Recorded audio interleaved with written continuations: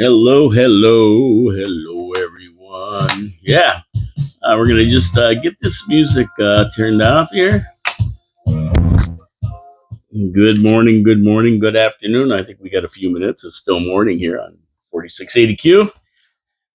Of course, here we are today. Well, golly, it's a beautiful day. What do you know? After last week when we had some crappy weather, we are experiencing some 80-degree temperatures out there. I love it. This is fantastic. This is the kind of weather that we looked for a couple weeks ago, but we got it now to the end of the summer. We're winding it down, and we're almost in September.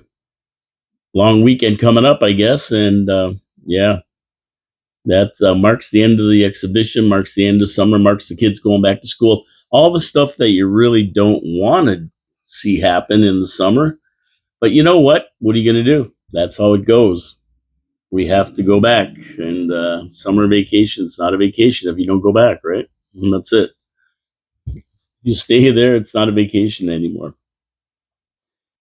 Oh yeah, well, of course, I'm Paul Kalamir.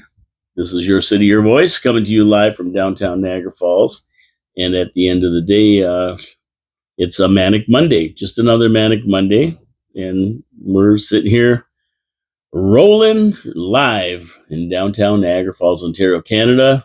Thank you for tuning in, everybody. Thank you to our YouTube viewers. You can comment, you can subscribe, you can do anything that you like, but make sure you hit that subscribe button because that's what we want to see. More subscribers. We're up to about 40 now.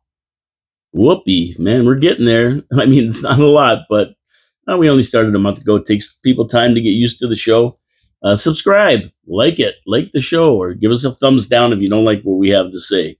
And of course, if you want to get involved, just let me know. And if you have something to talk about, we'll get you on the show. That's what it's all about, right? We sit here and we talk about all kinds of stuff. When I'm sitting here by myself like today, I usually talk about stuff and then give you my opinion on it, give you my straight opinion on it. And some people like it, some people don't, but that's the way it goes when it goes that way. Anyway, so let's get to my sponsors first on this Manic Monday. We are looking at the 26th. I always want to make sure I get get it right because I never get it right. 26th of August, 2024 here, and this is show number 376. And next week, about the 4th of the month, will mark my 2-year status on the show, doing it for 2 years, 376 shows under our belt. And it's been a ride. It's been a ride. We started, of course, in the election 2 years ago. There was an election. We were here to interview the candidates, interview everybody, and then I didn't know if I'd stick around after the election. I thought I might end it, but it's so much fun that we said, hey, I'm going to keep doing it. And of course, the show morphed into Habsolutely as well. On Wednesdays, we do Habsolutely. So, yeah, and thanks to Rick Rose, who unfortunately has gone to meet his maker. He was the guy who put this all together and had 4680Q, and he still does. His family still does. And we're still doing our ting. So there you go. Here we are. Here we are on this Monday. I'm checking all my systems. They're all go. So let's talk about our sponsors, Wild Bill's Auto Repair and Body Shop and Hamilton Glowstone Lighting. Now, this weather's nice. I mean, you're winding it down. This may be your last shot this week to get away somewhere and do things before the kids go to school. But there are weekends left, and you want to make sure your car is running super duper. You don't want to break down. You don't want to go through any of that kind of stuff. So you go to Wild Bill's, you talk to Ken Hunter. Ken's going to look at your car, put it on his diagnostic equipment. And at the end of the day, you're gonna see what's wrong with your car, if anything, and get it fixed. You don't want to break down on the side of the road. You want to be proactive. There's a lot of things running in your car, and some things may not be running tip-top, so you want to make sure you get them fixed before they become a larger problem. Like they used to say, pay me now or pay me later. Oh, geez, and, if you get in a wreck, that's always a big deal. Well, just get your car taken to Wild Bill's Auto Repair and Body Shop. He's got a full body shop there. He's going to fix your car, send you out with your car in showroom condition, and you're going to be happy. He's going to be happy. They do everything: mufflers, tune-ups, oil changes, tires for the winter tires. They do it all. You just have to give him a call and get your car down there. He's on Oakwood Drive, right next to the Kia dealership, Wild Bill's Auto Repair and Body Shop. Go see Ken Hunter, and he'll take care of you. Good guy. Okay, so let's see. Just a public service announcement. I went down Valleyway, and it's paved. Now we got Morrison paved. We got Valleyway paved. I mean, there's still lots of bad roads in the city. The Jawbreaker being one of them. And if you don't know where the Jawbreaker is, might not know what I'm talking about, but you'll know it when I tell you. And that's at the railway tracks by Chatters, or the Greek on Portage, now it's called. Chris Regas and family owns it. Right from there, right to Thoroldstone Road, the Jawbreaker. Believe me, if you have dentures, they're going to fly out. If you have bad kidneys, they're going to get worse. If you have a good suspension, it'll be bad by time, and then you got to take it to Wild Bill's, of course, to get it repaired and aligned. But yeah, that's the Jawbreaker. That's what I call it. But Valleyway from Portage to Drummond is paved. It's beautiful. Morrison Street from Stanley to Valleyway is paved. It's beautiful, although there's some kind of a weird hump at the intersection of Fourth and Morrison. So when you go through that, it's kind of like a little roller coaster. I don't know what happened there. The machine got stuck and they left a humper. It was on purpose for drain. I don't know, but it's pretty weird. You'll know what I mean when you get down there. But anyway, our roads are getting paved. That's beautiful. We want good roads. I think Bridge Street was paved too, because that seems to be pretty nice nowadays, except for those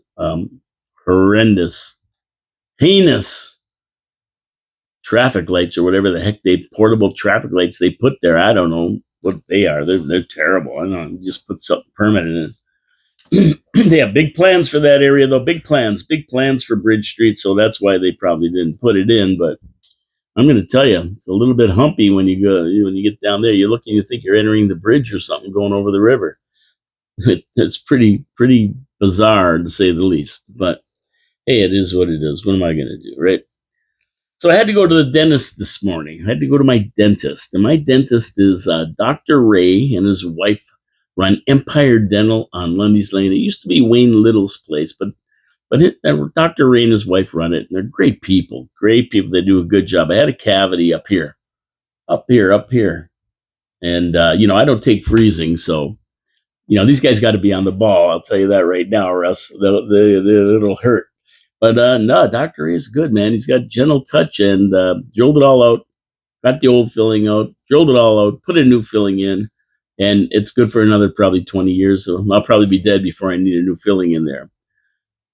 And what a good job. Thank you, Dr. Ray. And what a great. If you need a dentist, go see Empire Dental down on Lundy's Lane. Fantastic guys. They're good at what they do. But I'm laughing this morning. I'm talking with them about the city and that. And I always get into talking about the city. That's my gig. And I said, you know what? Why don't they get dentists to fill in potholes? Think about it. Dentists are great. They put a filling in. They drill it all out, clean it all out, get it all ready, dab this stuff in there. Then they press in this white plastic stuff, right? This is good stuff. And it lasts for, 20 years or whatever, whenever you need a new one, unless you're crazy and you start snapping bottle caps with your teeth or doing some other crazy thing, breaking walnuts or something. But they last. Now, our potholes, they fill them, and 2 days later, they're empty again. They're a mess. Our roads are a mess. So you get dentists in there. They know what they're doing. They know how to treat that cavity, that hole. How to deal with it, how to fill it, and fill it right so it doesn't fall out. That's the guys you got to hire to do the potholes. Every spring they should get a team of dentists together and let them go down the streets filling the potholes and using high-tech equipment that they use. They got these lights going and they got the thing scraping it and evening it out, so you don't have some kind of snaggle tooth in there. But I'm telling you, these dentists know what they're doing. There's your solution to potholes. Give us some good crap to put in the cavity, the pothole, and let the dentist go to town. They know what they're doing, believe me. Anyway, thank you, Dr. Ray. It's fun to go see Dr. Ray. I always have a laugh in there. It's a funny time. So, yeah, good deal this morning. And I'm doing good here. My tooth don't hurt, but I don't take freezing. So I don't have that numbness and have to wait 5 or 6 hours for it to come out. And then you get a blasted, wicked headache from it. That's why I don't take freezing. Yeah, it hurts a little bit when they're drilling in that. It gives you a little bit of a heater there in your tooth, but at the end of it, it's filled, it's done, and you walk out of there without mumbling or anything else. You don't sound like Joe Biden, although even with Novocaine, I would still make more sense than Joe Biden. I just would be mumbling. Okay, so let's talk some good news on a manic Monday afternoon here. The awesome Cuban restaurant on Queen Street here, Havana Restaurant and Cocktail Lounge, just over here. I can see it right from here. They are doing something for the Guinness Book of World Records on what day? What date is it? It's in September, I believe, September 7th on Queen Street, beginning at noon. What they're going to try to do is set a record for making the world's biggest mojito. They're going to concoct a 4,500 liter mojito, breaking the Guinness World Record. Right now, the record's held by a bar and bistro in the Dominican Republic, tagging in at about 3,519 liters. We're going 4,500. We're not monkeying around here. Go big or go home. That's the way they run it at the Mojito or the Havana Restaurant and Cocktail Lounge. I said Mojito, but the gentleman who owns it is a Cuban, and he used to run the Mojito House. Now he runs the place on Queen Street. Beautiful. You feel like you're in Havana when you go in there. The colors, the shows, the food, everything. It's all Cuba. So they're planning to accomplish this great deed right in front of the bar on Queen Street on September 7th at noon. They're going to feature live music, performances, dance tutorials, food and beverages, and of course, mojitos and beer. Proceeds from the sale of mojitos will benefit the Niagara Children's Center. Now, this is not an easy record to break. A typical mojito has to have specific ingredients, and Guinness needs you to have these ingredients in that mojito, and that is white rum, sugar, lime, soda water, mint, and ice. The actual glass they're making the mojito in is a custom made glass 10 feet tall. 10 feet tall. They're going to need ladders to get up there and dump all the crap in there. Officials from Guinness will be there to ensure all is according to Hoyle and verify the feat once it's accomplished. I met the owners. They've been in the studio here before, and they're great people. They're beautiful people. They really know their stuff. They know what they're doing. You're always hoping a new business down at Queen Street succeeds because we see them come and go, and a lot of the times they come and go a little bit faster than we'd like to see down here. We hope everybody makes a living down here, but they've been around for a year, and a lot of people are talking about them. There's a lot of buzz about the place, and most people that I know who have been there, I haven't been there personally yet, but people who I know have been there, they said it's really good. The owners have prevailed. They're still sticking around. Congratulations to the Havana Niagara, and they are going to make the biggest mojito. So come on down. September 7th, they're going to close the street in front of the restaurant over here. And you'll be able to wander around and have a nice mojito. I might even scoot down and have a mojito just to see what's going on, because this sounds like it's going to be a fun day with everything going on. So I think it's September 7th, if I'm not mistaken, it's a Saturday. So I'm anticipating it's going to be a fun day. Come on down, Niagara Falls, Ontario, Canada, right downtown. And it's right by the studio here. We can see it between Chrysler Avenue and that would be St. Clair, right in that block there.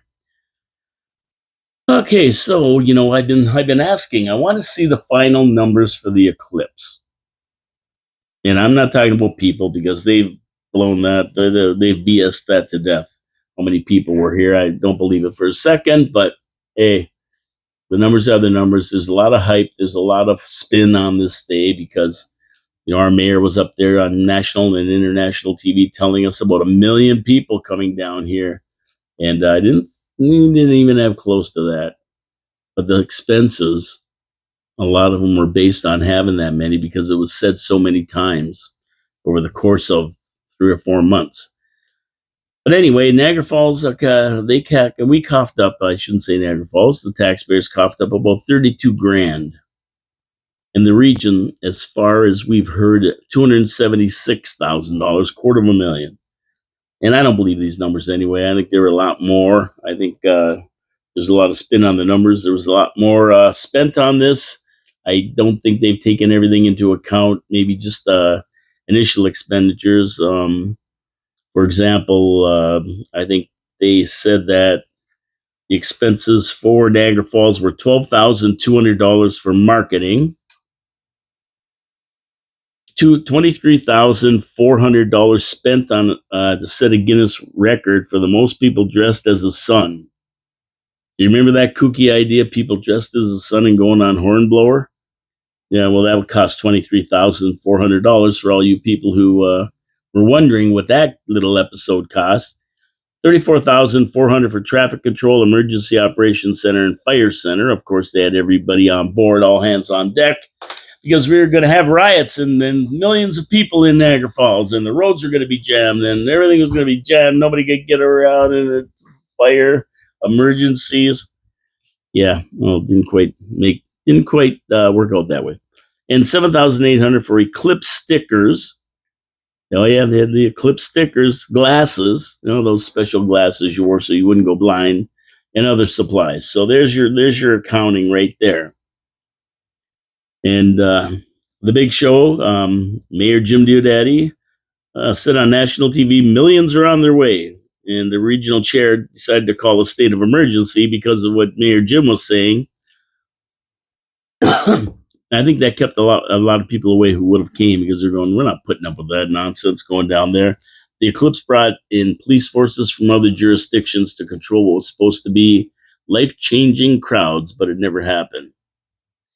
And it also led to a lot of grief for people. I mean, the city was jamming people $100 for parking.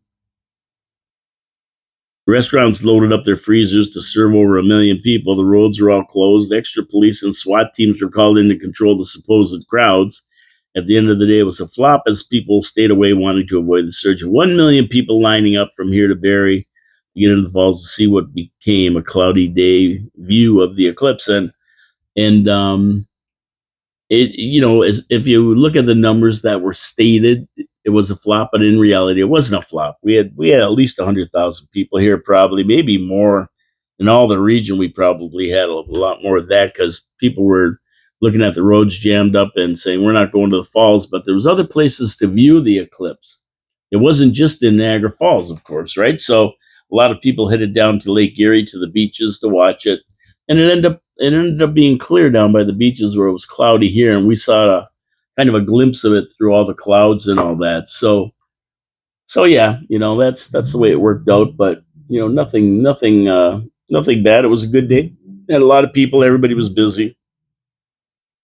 But the city's total was like 77,000. That's what they spent. 77 grand, and then they spent 40 grand or whatever to bring their net cost, or they took in revenue of 40 grand and make the net cost about 32,000. So they made about 45,000 when it's all said and done.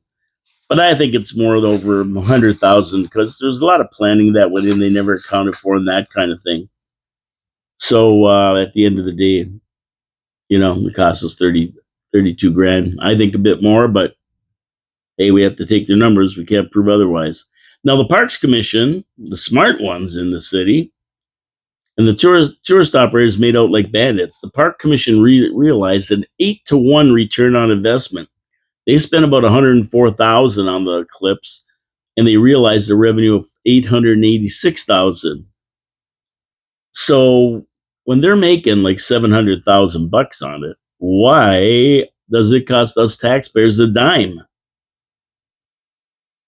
They're hauling in the dough. All these people are using our city streets and everything else to get down there, and using our services and using our whatever they needed, hospitals or whatever. And yet we lose 32 grand out of taxpayers' pockets.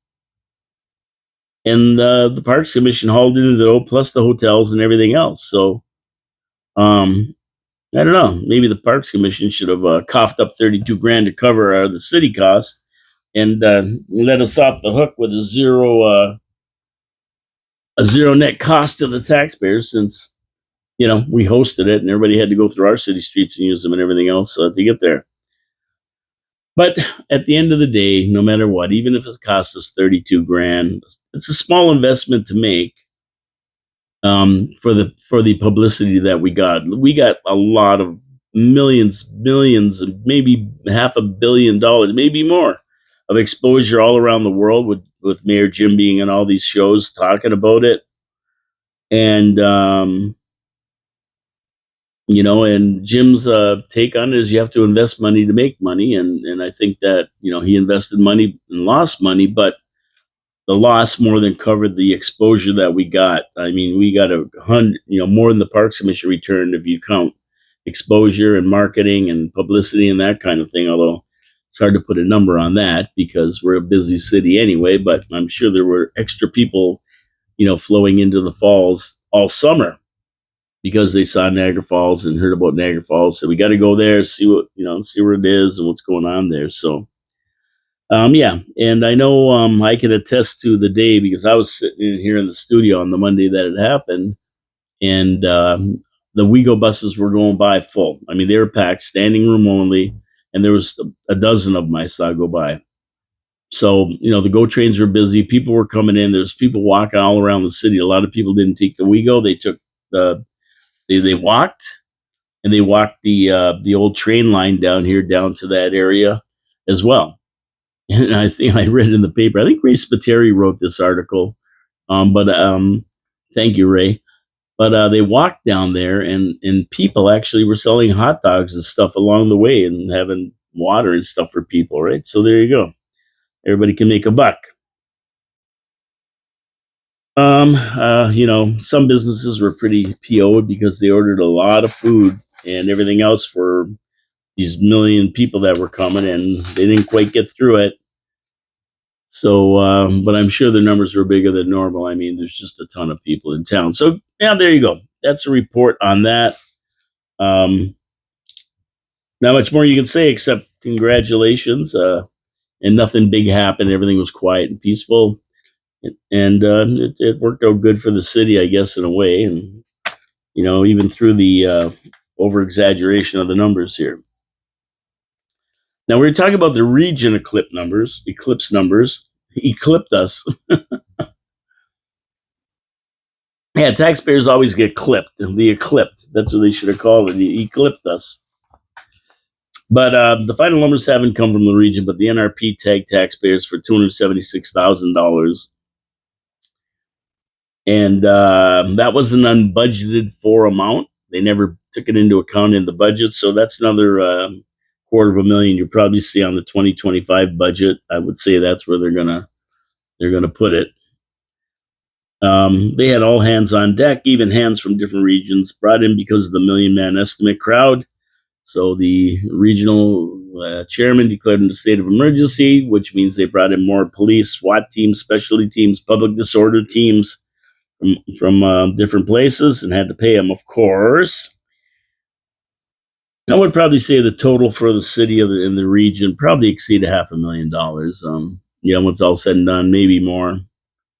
It's just hard to account for staff time spent setting it all up and all the different things they had going on up, with the bands and everything else going. The restaurants anticipated larger crowds, prepared for them. So they're mostly overstaffed and oversupplied. Yeah. Overall, I guess you could call it a success. Like I said, you can call it a success. We got a bunch of people that usually aren't here on that are on here on April the 8th, or I think it was on April 8th. So, that's pretty neat. And we need more events like this. This is it. We need more events so that the city, the city is packed on these days when it's not packed. Like, have a big concert somewhere in the city on that day. Bring in a big name, and get them down here, pay them, and have a big concert and get everybody in here to see them and that, right? I mean, we need more big events like that, and it's got to be sponsored by the Parks Commission, who makes the most money in the hotels and everything else. I mean, on a Monday in April, nobody's packed, so that was a refreshing injection of dollars into the economy. And like Mayor Jim said, not to mention the publicity and the marketing and that kind of thing. So why don't we have more big events? I mean, we had the Blossom Festival parade in May and the spring before the tourist season really started. That was awesome. That brought in a lot of people. And, there's other things that you could have down there. And we need more of it. Like Jim said, you got to invest money to make money. And these are the things we want to invest in to bring in more revenue, more recognition, because recognition does breed tourism. The more you know stuff about the city, and it's given to you over the major media, the better. Like even these concerts at the new OLG theater there. I mean, they all bring in people. 5,000 people go to see these things, and they all hang around that area and spend money and go out for dinner in other places because it's expensive down there. So they do realize revenue from it, and that's a good thing for the city. We need more, Jim. Come on, bring in who we got here left. Anybody still? The Rolling Stones or something. Bring them down there to the park to do a concert.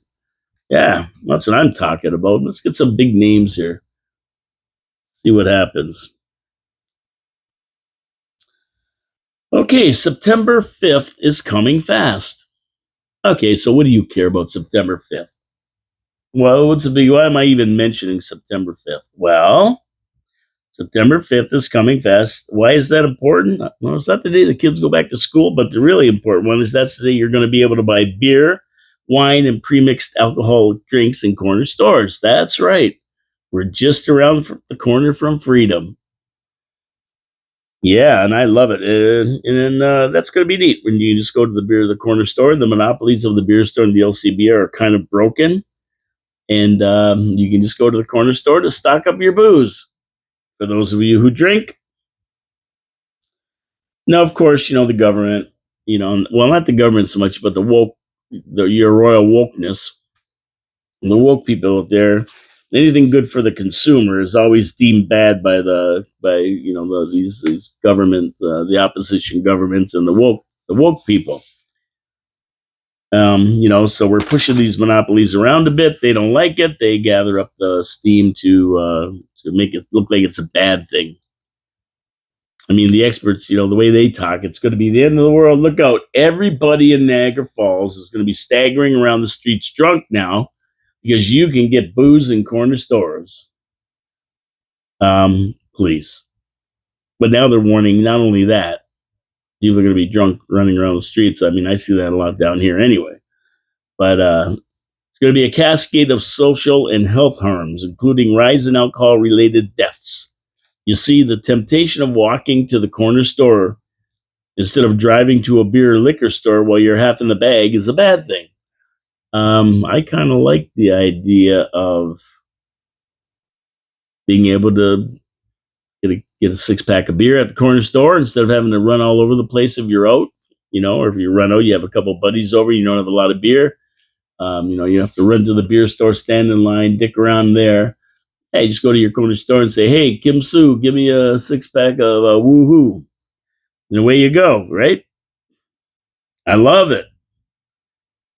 I mean, I don't know why the experts and these people are picking on corner stores. I remember the same group of experts predicting, that Niagara Falls, when they got the casinos, there's going to be rising crime rates, drug dealing, and gambling issues, and really, we really haven't had the increases they were talking about. I mean, there's always been drugs in Niagara Falls and booze cans and bootleggers and gambling places and card games and all the stuff that they're talking, prostitution, all the stuff they were touting, but never became any worse in Niagara Falls. I mean, the effects of the scamdemic now, they far exceeded anything that happened when the casinos were open. And we've seen how far this city has fallen since the provincial federal mandates were launched during the scamdemic. But the effect of 2 casinos were minimal on the society, really. And, the scare tactics that they use for this kind of stuff is more because the union wants them to push that. It's not true. It never comes true.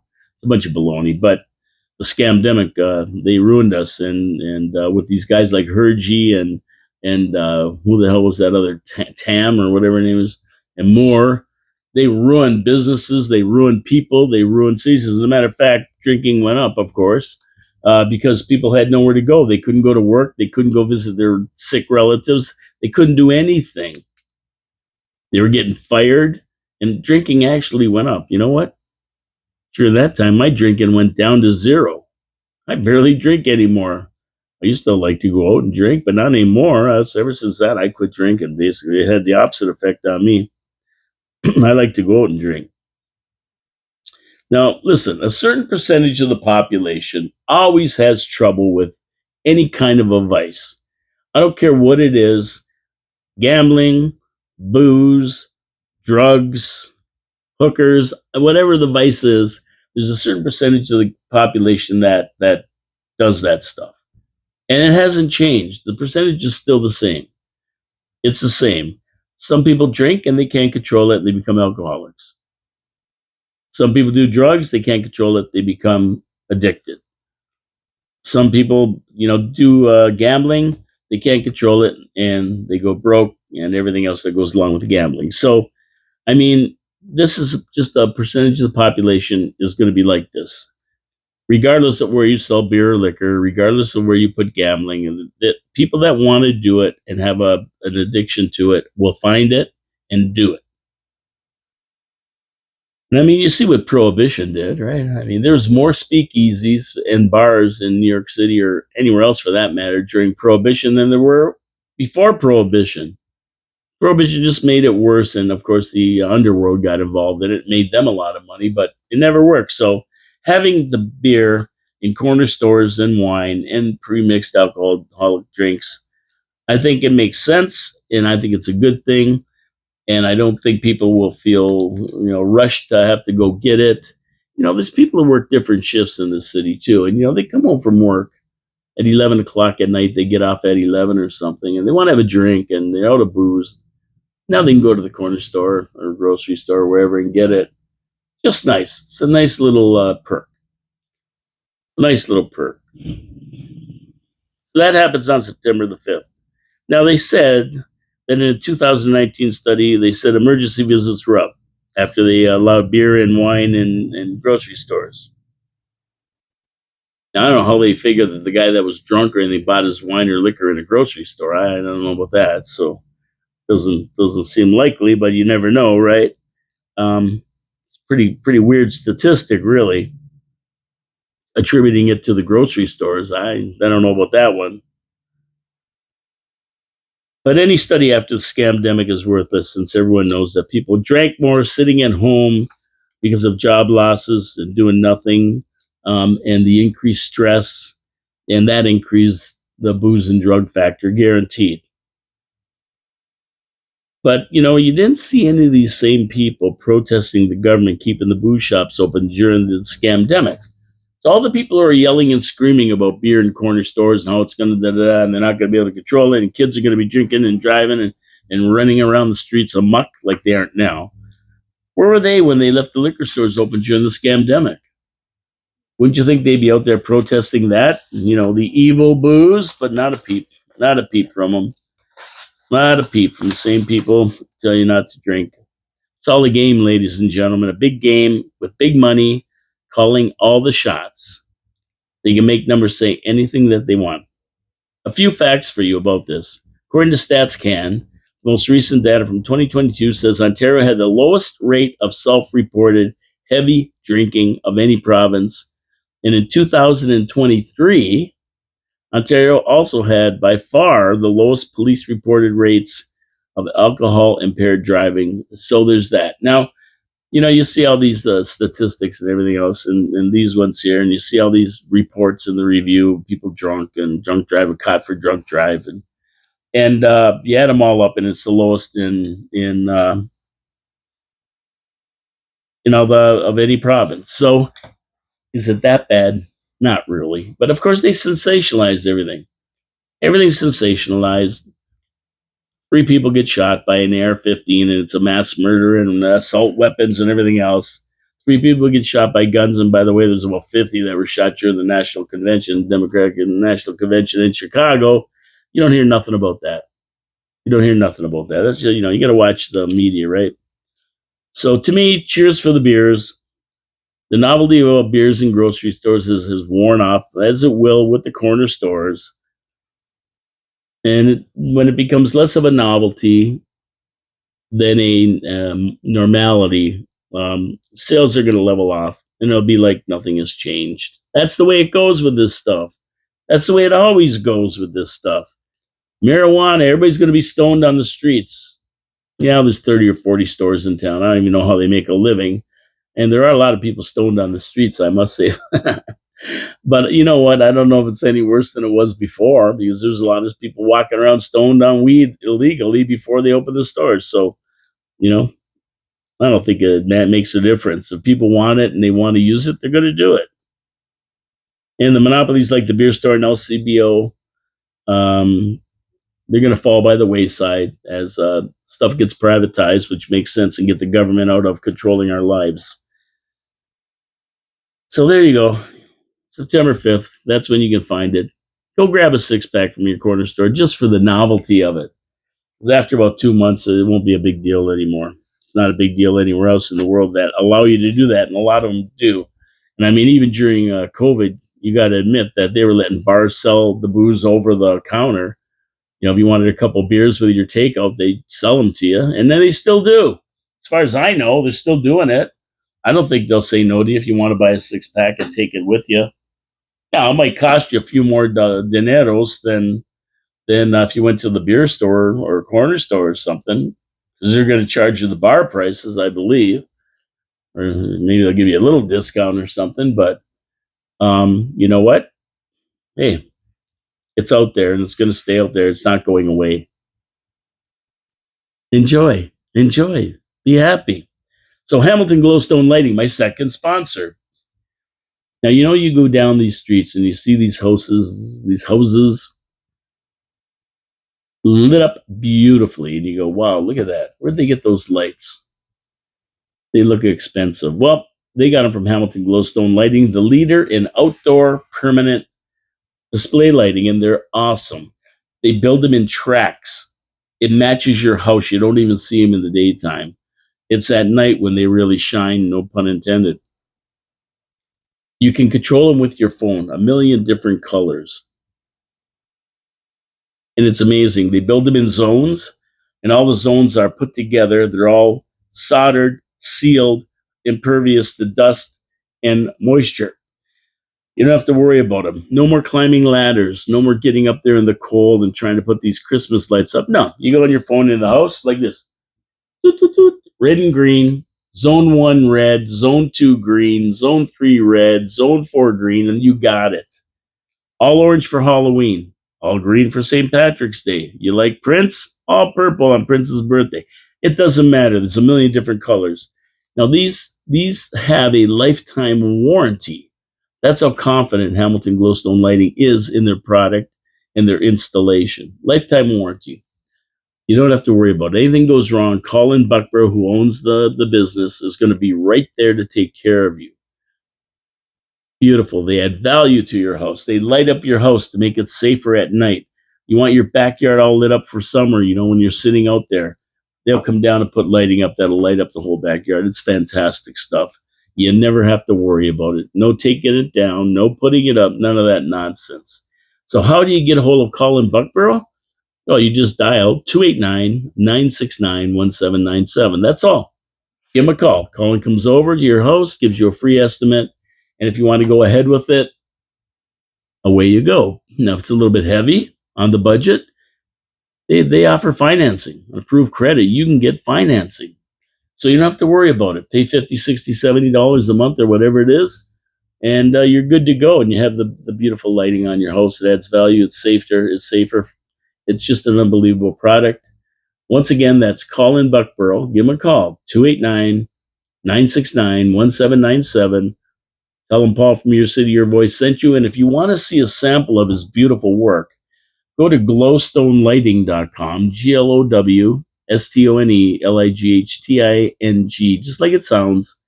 And you'll see samples of his work, houses that have been lit up by him. And you'll agree that it's just beautiful. And you're going to want it for your house. Let me put it that way. Hamilton Glowstone Lighting. Please support our sponsors. Tell them Paul from Your City, Your Voice sent you. So, see, you know what I mean? Like, people are idiots. And I know that's a blanket statement, I should say some people are idiots because some people aren't. Some people are. And there's no vaccination for that. Now, they screwed any trusted gas stations. This is an over the river, bad neighborhood solution to pumping gas. You go into the station, you pay first, then you go up and pump. And if you fill up before your money ran out, then you go back and get your change, right? Like that's just a matter of trust. People are pulling too many runners and that kind of thing. And at the price of gas today, you used to be able to fill up for 30 or 40 bucks.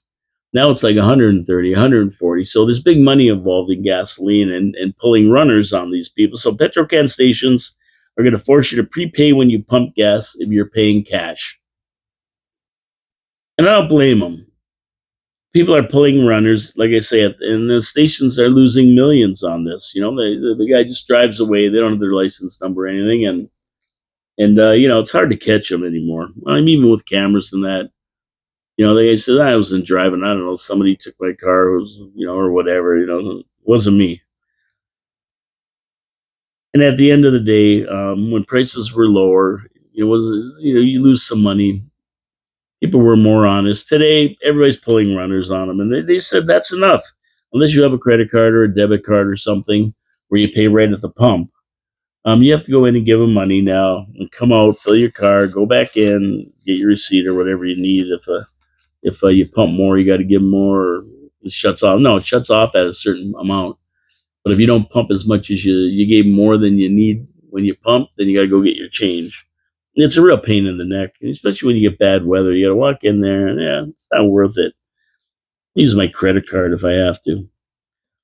But you know what? At the end of the day, if they're suffering losses from this kind of thing, this is what they're going to do. And if they roll it out in Toronto, they're going to be rolling it out around here.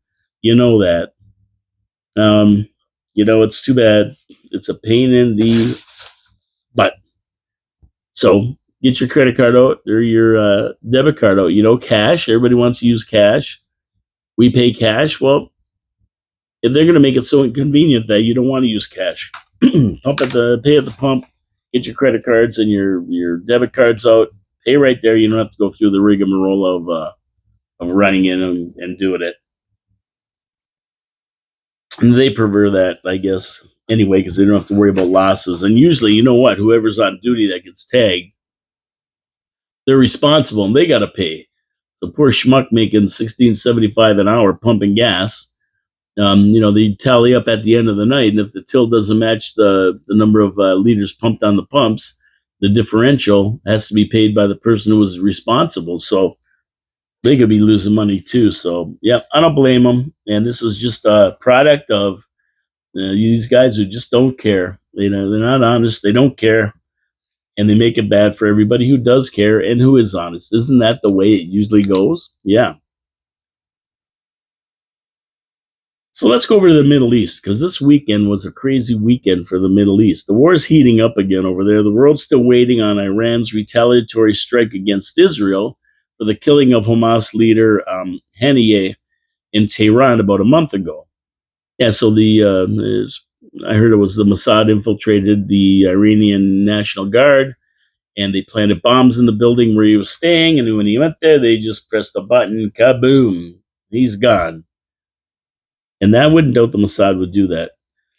But nothing's come directly from Iran, even though the royal the religious leader there, Ayatollah Khomeini, he said they're gonna hit Israel from Iran. They're not going to use proxies, but the proxies are going goofy now anyway. Hezbollah over the weekend launched, I don't know, hundreds of rockets, over 300 rockets and drones into northern Israel yesterday, with Israel sending 100 jets to thwart a bigger anticipated attack. So the Mossad intelligence, the Israeli intelligence, is second to none. That's why it's hard to believe Hamas got in there and did what they did in the first place. But they found out they were going to do this, and they sent 100 jets in and blasted a lot of these places where the rockets were coming from before they could send even more. And I think I heard somebody saying on the weekend that Hezbollah, and they run southern Lebanon, has over 100,000 missiles and rockets and stuff. I mean, they're well equipped. And believe me, Hezbollah and Hamas and the Houthis produce nothing. They have no revenue stream like Iran does with oil to be able to buy all these armaments. So where are they getting them from? Well, we know where they're getting them from. Iran, the world's biggest sponsor of state terrorism, right? But anyway, yeah, they sent all these rockets over, and of course the Iron Dome took out most of them. I think maybe a few landed, but they did no damage. I think there was 3 killed in the jet attacks on southern Lebanon on Hezbollah in that deal. So they've been lobbing them back and forth, and they're not stopping. You know, they got the air raid sirens going off in Israel with smoke rising in the air, loud explosions ripped southern Lebanon, the city of Klam, and so they're going back and forth. The war in Gaza started what seems like a forever ago, but it was actually October 7th, 2023, when Hamas invaded Israel and slaughtered over 1,200 Israeli citizens while kidnapping over 250 people from a multitude of countries, including the U.S. and Canada. This was over the last year, it's kind of been an ongoing localized war, but now they're starting to get into it bigger, and there's going to be more people pulled in. You've got Hamas in Gaza, the Hezbollah in southern Lebanon, and the Houthis in Yemen, and they've been launching attacks on Israelis on a regular basis without stop. Biden-Harris administration has no answers to end the conflict. With Biden, a lame duck president, Harris totally clueless in these matters. And the Houthis, they're clogging up the Suez Canal. They're being a real pain in the neck, and they blow up these oil ships, and they even try to attack the American warships that are sitting in there. And of course, the U.S. retaliates whenever they do it, and they blow the hell out of them. So the U.S. has a fleet of warships in the region, and at least 1 nuclear submarine in case the action heats up. And that submarine's got over 150, maybe double that. Nobody knows. Tomahawk cruise missiles to be able to shoot at will. And they do it. They do it. They've been blowing up stuff. These Houthis are crazy. They don't stop. They also made Cyprus a base for their jets, the U.S., so that they can get their jets in there. And they're just a hop, skip, and jump away from Israel, the Hezbollah, Iran, and the Houthis. So they're all within range of these planes sitting in Cyprus. Now, you've been watching it, and some are saying you're only one missile away from World War III. It's going to expand in that region. And some are calling 48 hours, and everything else. You don't know what it is. I mean, everybody's always trying to predict it. It's tough. It's tough because Hamas will not give in. They've tried to negotiate with them, but they just keep saying no to any deal. And, Hamas don't want to give up the prisoners, of course, the prisoners of war, because if they do, then that's the end. Once they got those prisoners back, they'll bomb the hell out of them. They'll take them all out. So that's their kind of wagering card, which doesn't work well for peace if you're not going to let them go, because that's the main tenet. Let the prisoners go. And also, that's it. Put down your arms. They want to end it, and that's it. There's nothing. So, you want my opinion? Does anybody want my opinion? Say yes. I see 3 guys outside putting up their hand. They do. So, I think everyone's sick of war. All these countries, believe me, war is not good. It's not good for business. It's not good for business at all. And Russia's the same way, but they're looking for a way to save face because they can't go back to their people with their tail between their legs like Biden did in Afghanistan. They got to go back strong because they are dictatorships, and their strength is what keeps the country under control. So they can't just give up and give in to any demands that the U.S. or anybody else makes. That's not the way it works. So you got to have a president that knows how to negotiate a deal that will help them to save face with their people and give them a deal they can live with, so the people think they kind of won, even though they really didn't. Their people got to think they did. They always spin it the other way. When Trump went to North Korea, I'm sure Kim Jong-un said he's under our control. Trump's under our control. We got him to come into our country, right? He knew that we could have killed him any instant, but they always spin it that way, but that's not the truth. In the Ukraine, Trump, I think, will just sit Zelensky down and say, listen, here's what we're going to do. This war is over. You are going to give up the strip of land Russia wants right on the border of Ukraine and Russia in exchange for the war being ended.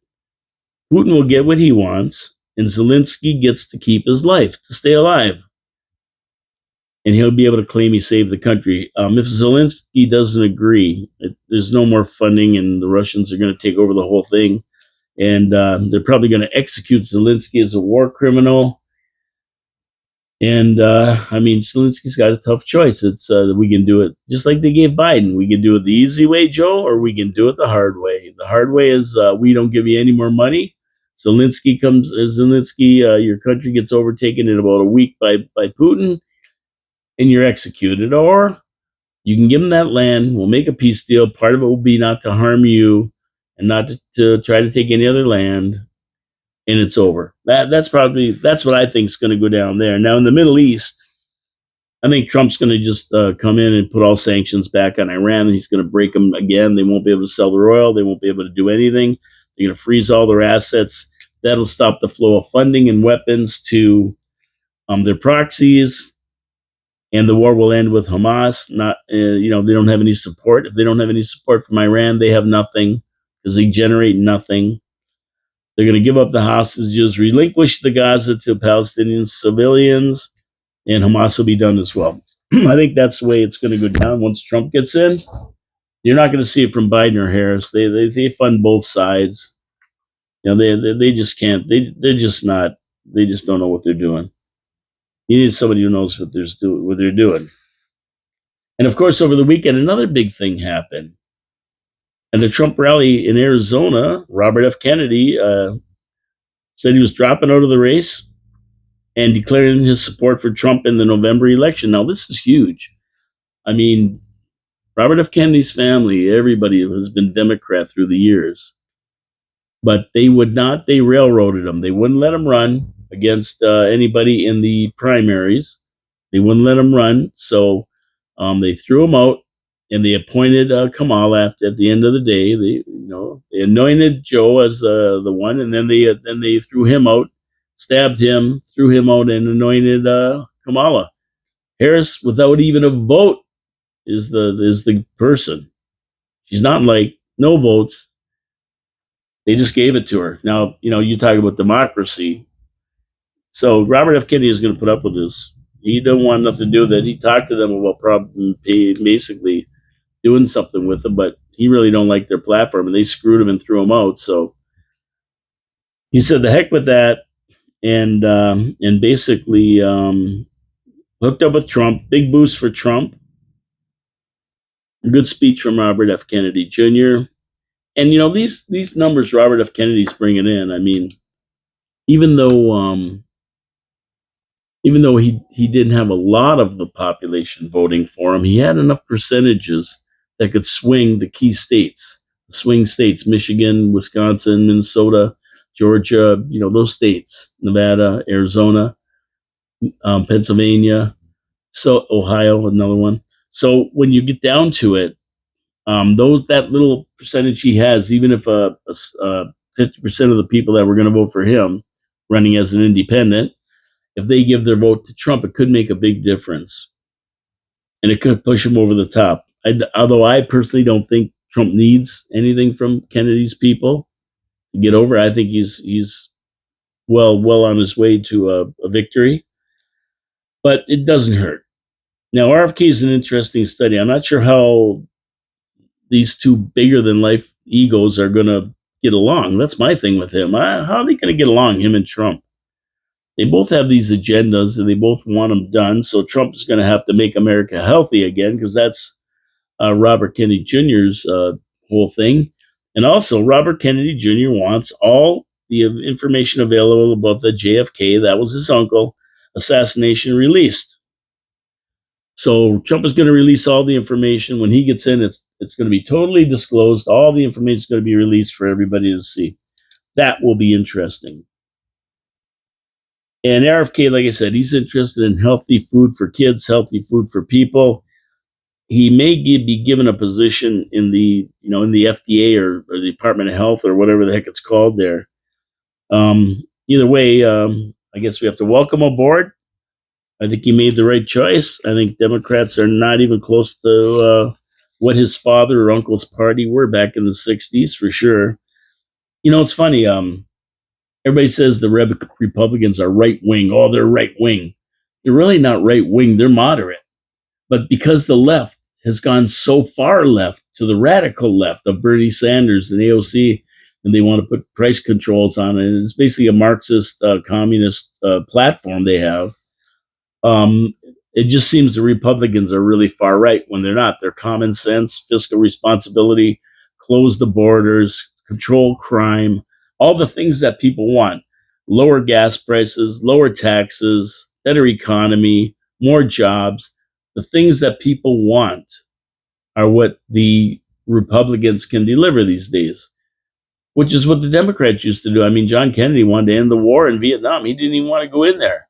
He wasn't a warmonger, and really, neither is Trump. There was no war while he was around. He tries to avoid it because it's bad for business. So it's weird that the Republicans have become the Democrats, and much like in Canada, I mean, the Liberals aren't the Liberal Party I grew up with, that's for sure. They're not even close. And they call the Republicans right wing. Well, they're not right wing, they're moderate compared to the Republicans of the old days. They were the radicals. I mean, they got rid of slavery and everything else. The Republicans, it wasn't the Democrats. They're the ones who ended Vietnam. It wasn't the Democrats. They escalated the bombing. So it's a lot of has changed the parties since our day and since Robert F. Kennedy's day. So he's over. He's on Trump's side. We'll see how it works out. Okay, so all you engineers out there, rev up your engines. And I'm not talking about engineers that these guys who build bridges and stuff. I'm talking about railway engineers, the real engineers of this world. The province has ordered you back to work today. So you're back to work. This strike with the CN and CP, Kansas City, or whatever it's called, done. You're an essential service. You got to haul goods to people. So freight trains were ordered back to work by the Federal Labor Board, and thousands of employees will hit the rails today. They're in this bitter contract dispute, shutting down both major railways in Canada. Now, the Teamsters Union, which controls all this, they represent the union workers, is planning to dispute the decision to order their members back to work, even though the Federal Labor Board is the authority on this matter. So they're going to dispute this decision to force them to go back to work. Let's see how they make out. They argue that the minister's directive to go back to work is invalid. The Teamsters say they would abide by the decision, but will appeal to the courts. They want a decision from a higher authority. And they say this sets a dangerous precedent when you send them back to work. They maintain that if any union decides to strike, the government can step in to break a union. They feel the rights of Canadian workers have been significantly diminished by this decision. So getting an essential service back to work is bad. That's what they're saying. I mean, these people are cuckoo, right? Union people are normally cuckoo. The carriers figure it'll be several weeks before the shutdown in service has recovered. That's how big of a deal this is. They're not going to get all the trains rolling or everything back to normal for at least a couple weeks. There's a lot of rail cars stranded on tracks with goods in them, so they've got to all be hauled out of there and get back into full service. And that starts today. So, all the times that you thought, oh, geez, they're gonna force us to pay more for goods and services because nothing's being delivered to stores. We're going to run out of this. Well, that's over. The government's put them back to work. So good for them. The union don't like it. Tough beans.